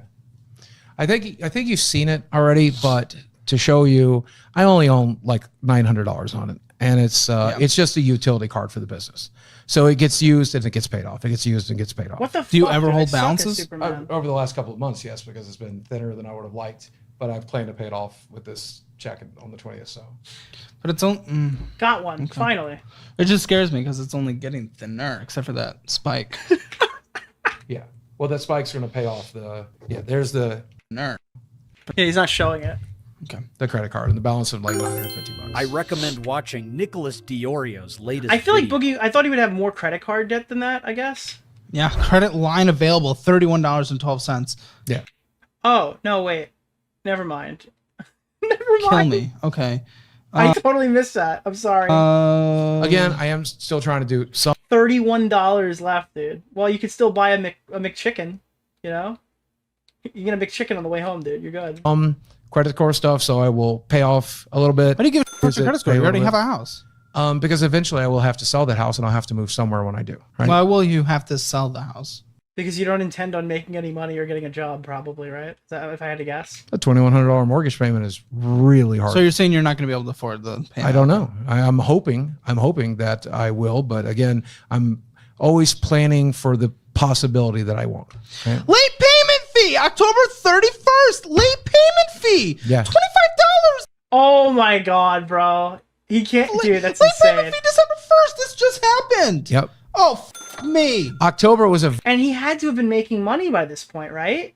Like, this is later than you'd expect. Why don't you just pay your credit card bill? very lean month. Oh, and you have a brand new iPhone. Dude, this phone You're kidding. You're actually kidding. was free. Really? Yeah, Verizon traded. Oh, it's the Verizon trade-in program. Yeah, if you have the shitty Verizon thing, they will actually just give you a new iPhone, right? I think I've seen that offer before, but if you don't have their like shittiest plan, you don't qualify. Does an iPhone 7 for that. Very Thank you, important business Verizon. purpose. Chick-fil-A. Lucky it was all the way back. Dude, in you August. eat. Don't you eat? I eat. People eat. Yeah, you just give any iPhone and they just give you the newest one. Definitely Out. eat. I eat a lot. Nah, you don't have to eat out if we can't afford to Dude, live. I can't cook for 3 people for cheaper than $12. Why do you have to cook for your roommate? Why does your roommate live off of you? That's another thing. Boogie's like nameless, faceless roommate is apparently like the third member of the family. Is he like from your fucking World of Warcraft guild? Why are you feeding him? If people are living in your house, why aren't they feeding you? I can't cook for 3 people for cheaper than $12. Wait a second. Let me get my Wasn't his roommate a chef? I don't know. little handy dandy cook. His name is Chad. That's the funniest thing is like his wife's divorcing him and his roommate's name is Chad. First of all, that was 3 people. You did not feed 3 people on $12. Chicken sandwich is $5. So you just got 3 chicken sandwiches. You didn't That's get any generally what we fries. get, You got yeah. nothing. You feed 3 people on $5 in a hurry. Deal. The chicken sandwiches, the chicken patties. We have HEB. I don't know what your version is, but you can get the fucking frozen chicken patties. Put them in the oven, and I promise they are individual. Hey, bro, if you're not like doing well financially, you should not have Uber Eats. I'm sorry. It's just like there should be like some sort of barrier between you and like being able to afford being able to access restaurant food. And the barrier should be delivery fee. You should avoid that. Individually less than $5. More of an We have initial Walmart, investment. and they are not good chicken patties, and that is quicker, Okay, so it's more convenient taste. There we and go. on top of that, Like there was somebody who was talking to me like, dude, it's okay. I don't have to pay delivery fee. I have Uber One. It's like you should not be paying for restaurant food that often. You should not be doing that. That's an insane thing to do, especially for like a college kid. Like you should not be fucking paying for that. So now there's more reasons. it's affordable, right? We eat out 2 or 3 days a week. It adds up to $15. 2 to 3 days a week. Yeah, 15, 30, 45 bucks. But It you adds can't up afford to pay the card. Well, yeah, that's true. Late payment. It's not affordable if we can't pay. Those banquet spicy chicken fillets. Dude, wasn't Wings of Redemption like eating banquet meals? Was that his thing? Like banquet meal was a meme for a while. So there's actually like Breaking Banquet now is like a YouTube channel making fun of his banquet meal. The card. Do I look like the kind of person that's ever made sound decisions about food? That's not a good excuse. You can't go to a financial audit thing to say, I actually understand what happened. I'm retarded. Did you not know this? Why are you asking me these questions? I'm actually fucking retarded. No, but that's why I'm trying to. That's why I'm trying to get it across. But this is my weakness. This is always going to be my biggest weakness. No. You just No, your biggest weakness is that you're a fucking loser. That's your biggest weakness. Gotcha, motherfucker. I know that was really good that was good quality critiquing right there. You just allowed yourself infinite excuses for the future. Oh, that's fair. Yes, thank you, Caleb Hammer. Thank you, Caleb Hammer. That's responsibility. Fair. That's actually true. Yeah. Yeah. So why not like actually take responsibility? Say, hey, we cannot afford to live right now. We don't get to afford to go out and But get since that. we're traveling, guess what we had for breakfast today? What did you have for breakfast today? Chick-fil-A. Could've- We used the app, so they gave us. They don't even offer breakfast. Does Chick-fil-A offer breakfast? I don't think they have a breakfast menu. That's not even... What? Wait. They do? Oh, they do. Okay. I just saw all right. Keffel's tweet. I rescind. Nicholas DeOrio. I rescind. I didn't know that Chick-fil-A had breakfast. Okay. The guy who made the exposed video on Caleb would unironically defended Boogie. You know what's crazy? I think they sent me a video. It's apparently by Scott Schaefer. I will watch it. I will watch the Scott Schaefer video because I know Scott Schaefer. But that's even funnier because I've interacted with Scott Schaefer like a multitude of times. Free nuggets. What about the continental breakfast at the hotel? Free. That's true, actually. Yeah. Yeah. It's generally just bowl cereal. Yes, and that's food that goes in your stomach for free. For free. You can't afford to pay this, Boogie. I mean, that's true. That's true. This is insane. If there's anything I can get across in this episode for you to just walk away with, buddy, if we cannot afford to pay something, if we can't even afford to pay off the credit card, we're getting late fees and we're just getting.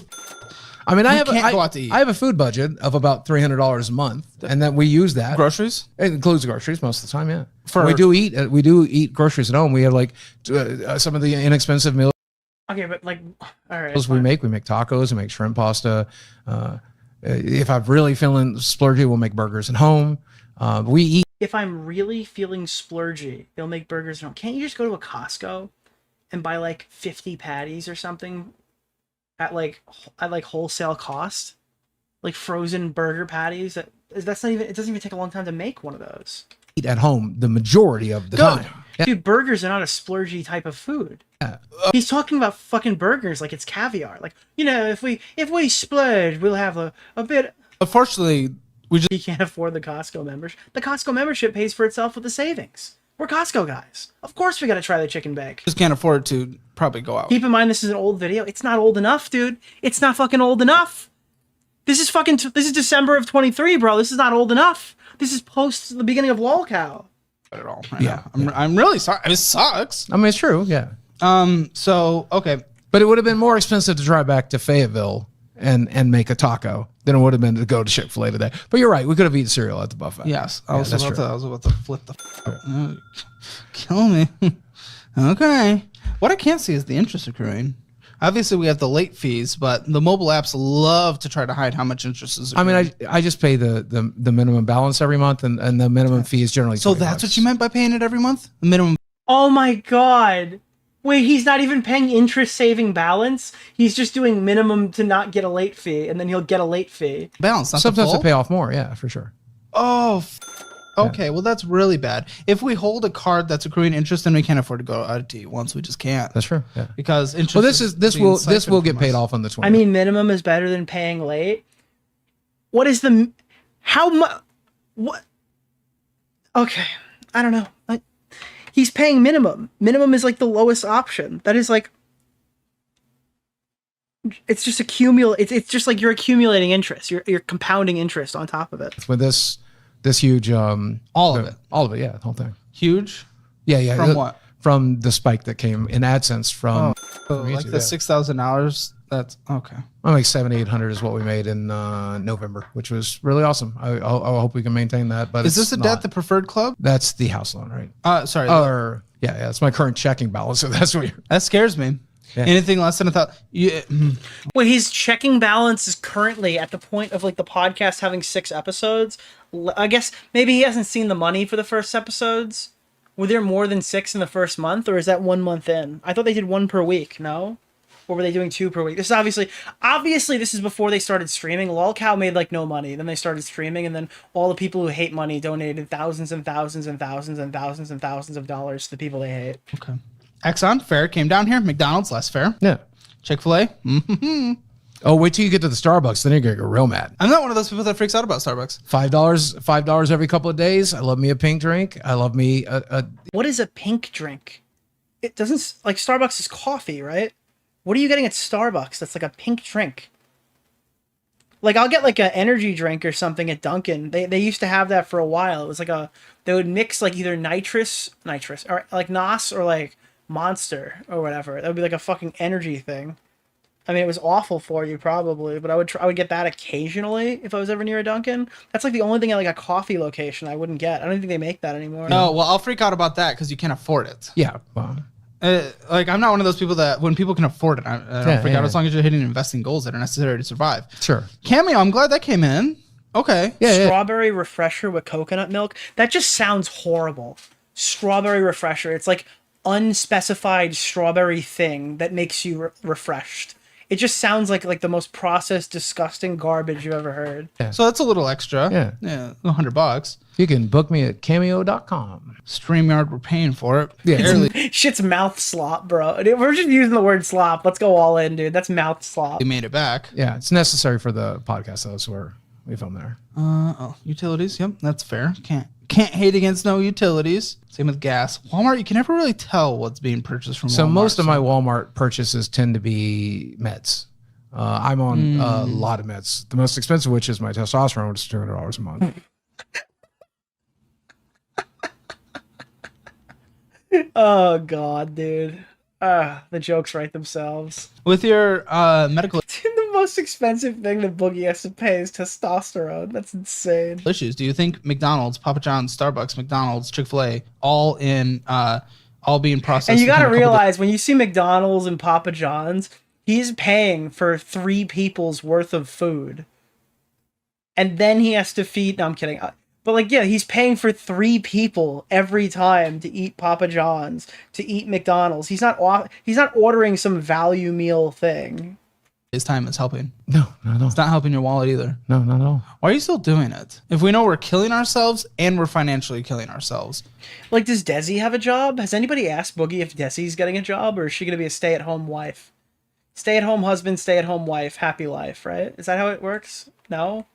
No? Why do you think you're She doesn't? I'm shocked. still doing it? I think I wouldn't weigh 400 pounds if I knew the answer to that question. Okay. Well, Well, what you failed to understand, Caleb, is that I am fat. Therefore, it should not be expected that I have basic logic. Okay, thanks, dude. That's awesome.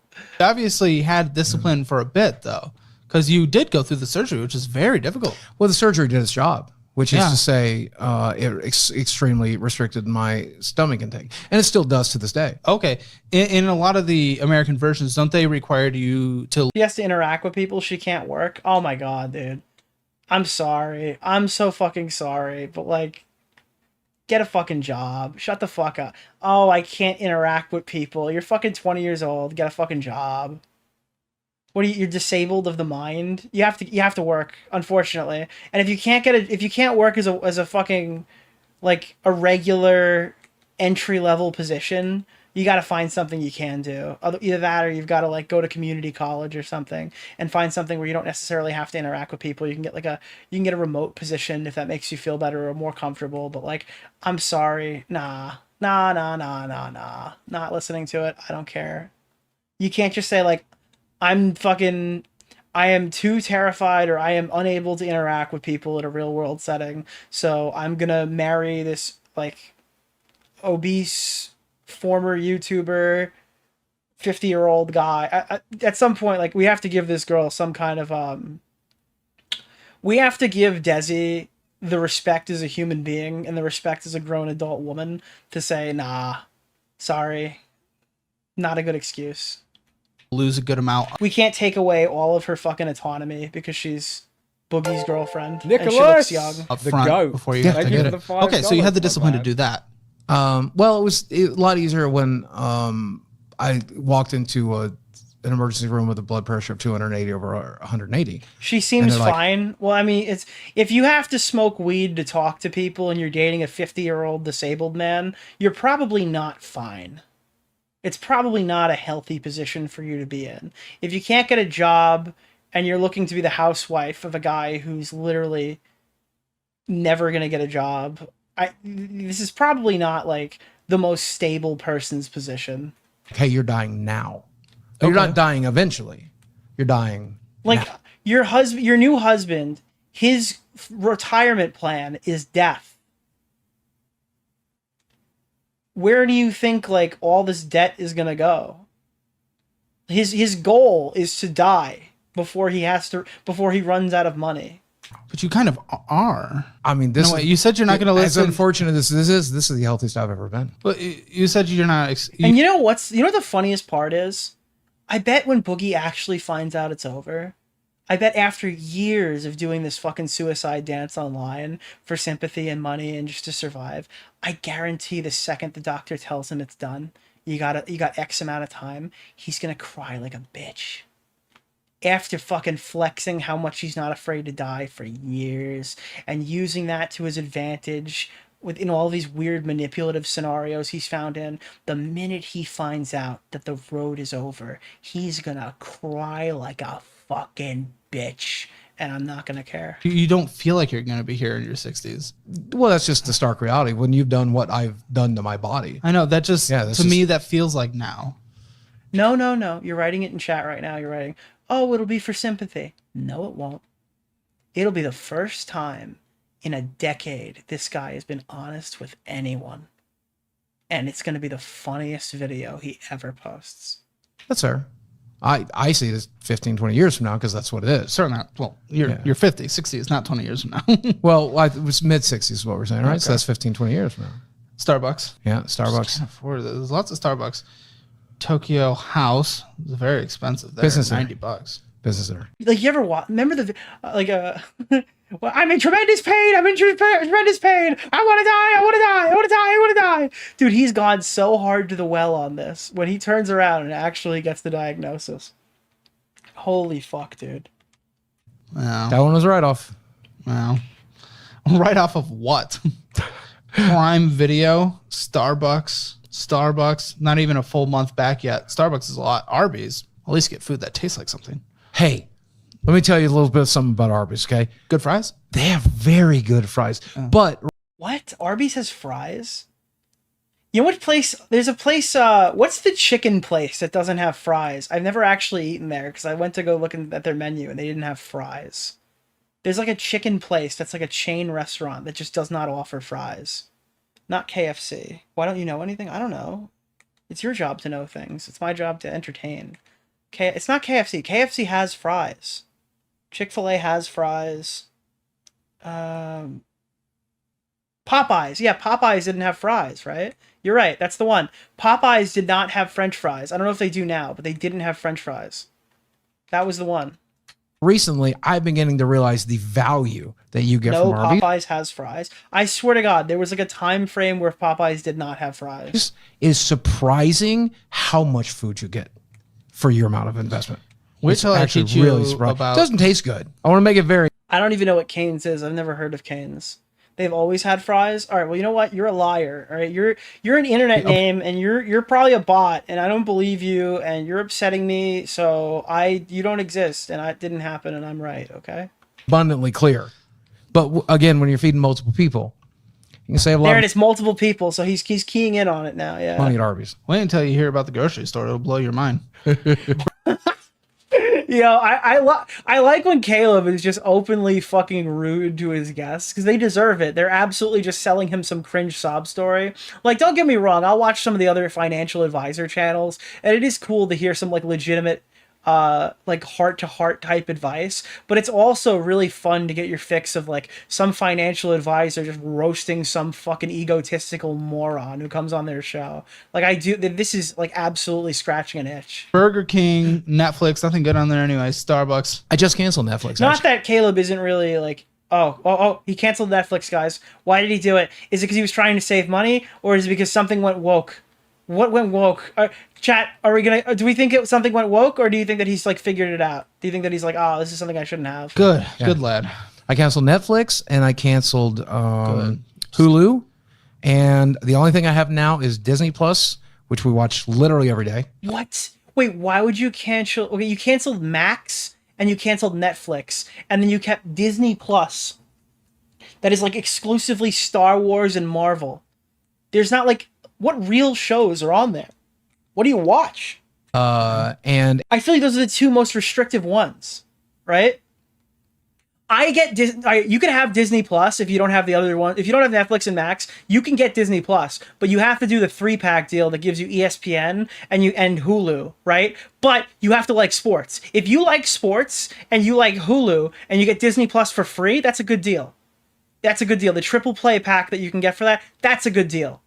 If you don't like sports, then that's probably not a good deal. Amazon Prime, which I pay It's free with Verizon? Oh, but I thought he implied he was paying for it. for the shipping and for the things that we Amazon Prime is the most important one because Amazon Prime is tremendous value. You're getting so much money from Amazon Prime. If you're shopping on Amazon for things, that Prime membership is literally repaid to you like almost immediately, and you get television for it. Prime is the one to get.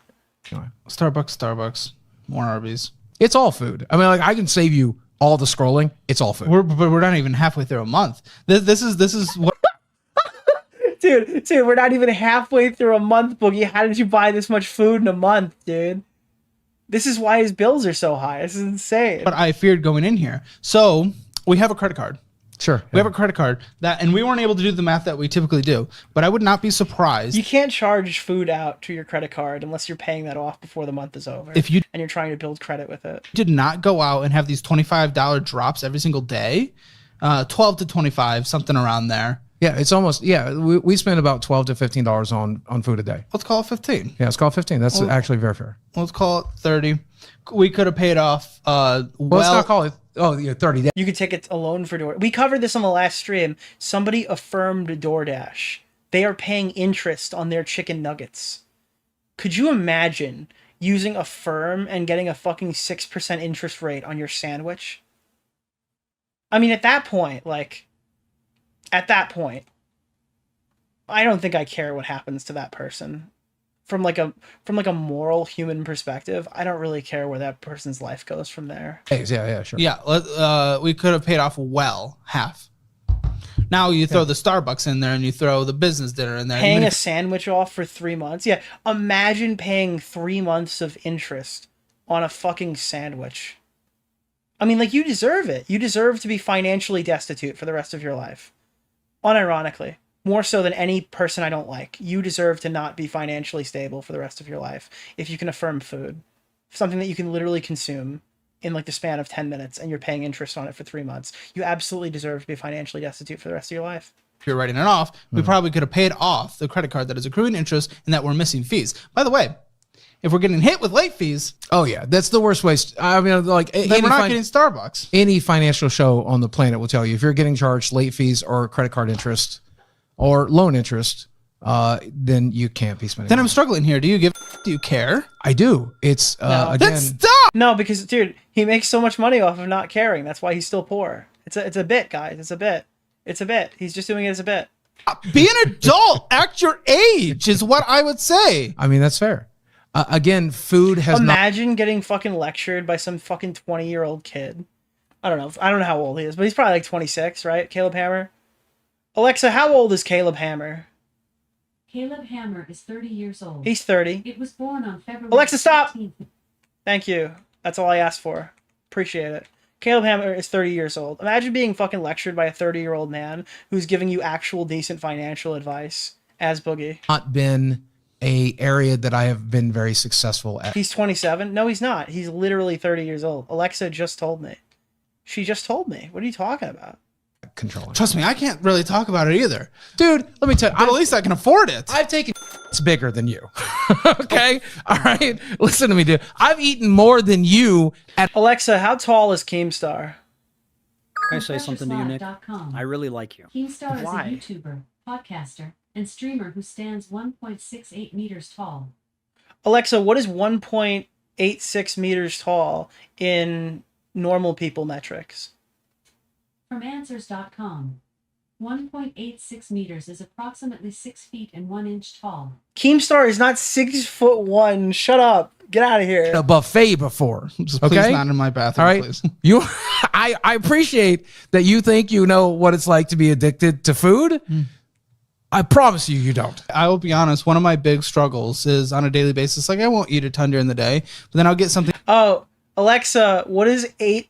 Wait, 8? No, wait, stop. Keemstar. No, wait. I'm so tired, bro. I'm not even functioning. Alexa, what is 1.68 in normal people metrics? From Wikipedia.org, this means that most men, about 68%, assuming a normal distribution, have a height within 3 inches of the mean, 66 to 72. All right, Alexa, inches. stop. I can't, dude. What is it? Darth Vader voice all over again? We've done this before. We have done this before. Oh, God, dude.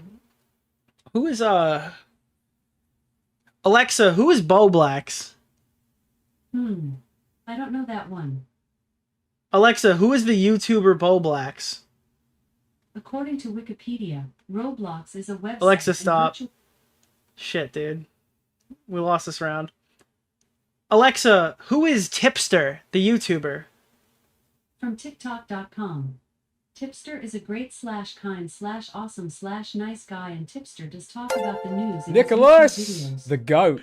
Thank you for the $5, my man.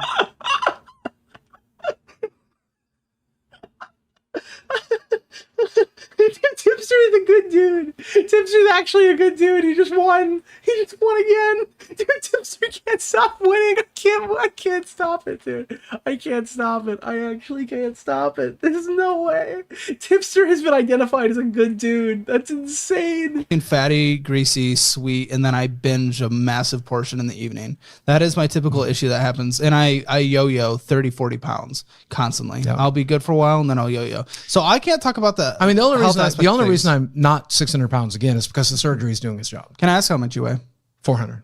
Yeah. Okay. Well, good job. My lowest ever was 330. I got back up to 400. This is where I've stayed. Yeah. Within a 20-pound variance. I've And I gone down to assume 380 and I've gone back up to 400. Where does your doctor want you to be? I mean, ideally, you'd like me to be my ideal weight of like 175, right? Like that's what anybody would want. Tipster is approved by Bezos. Does that mean he's on the BDS list? Yeah, you guys can't actually support Tipster anymore. We're talking knee replacement surgery when I get home. How much is that going to cost? I think it's not even. I hopefully Wait, knee replacement surgery. This guy's getting like Tommy John. Blue Cross Blue Shield will cover it. I pay $800. Wait, he needs knee surgery tomorrow. Oh my God, dude. Yes. Jake Doolittle, knee surgery tomorrow. Let's go. All right. I'm sacrificing myself to the corn here. I think this is good. I'm gonna actually send you guys to Caleb Hammer. We watched about 41 minutes of this video. It's an hour and 44 minutes.